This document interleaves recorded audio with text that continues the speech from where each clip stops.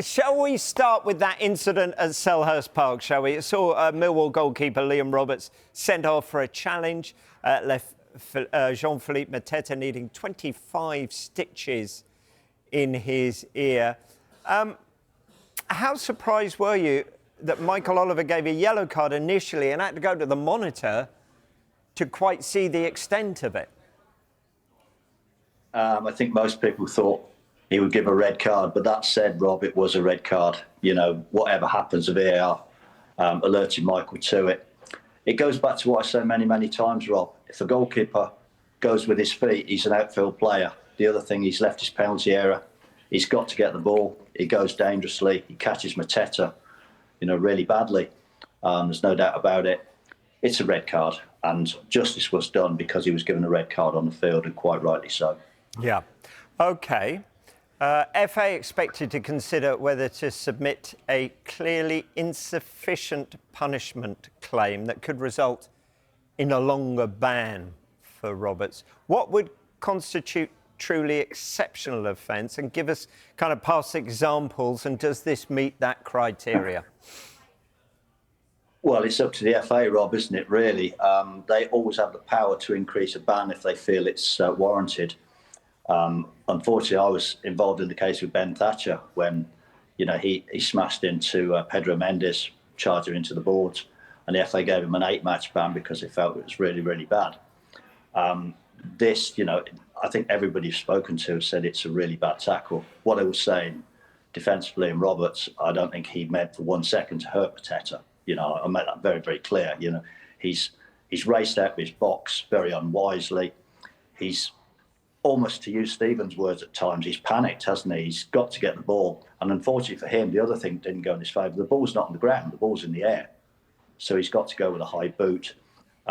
He didn't have to do it either, did he? Because, if he'd have waited in his box, there was a fair chance the ball might come to him 50-50 and there was a defender chasing.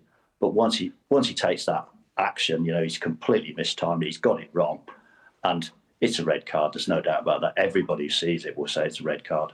Yeah. I mean, I don't think there's any debate over whether it's a red card or not. But, Stephen, it's this idea that Dermot was floating there. Was there malice aforethought?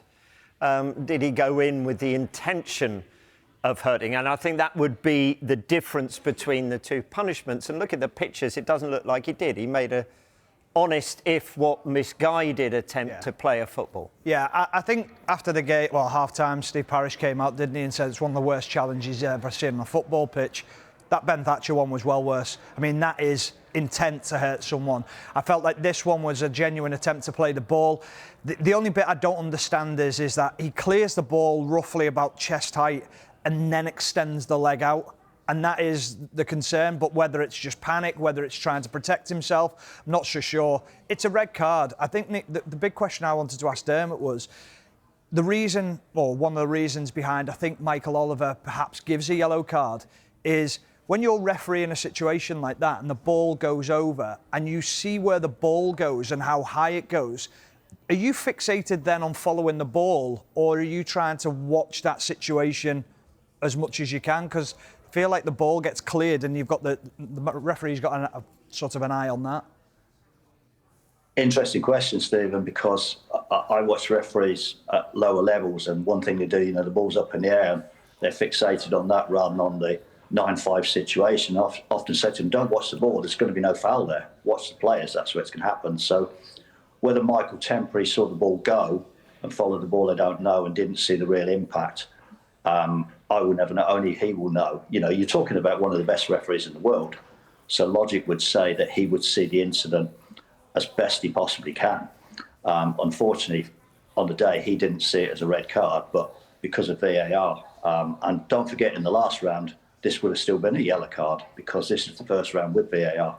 So thankfully, we had VAR because justice was done. Wow.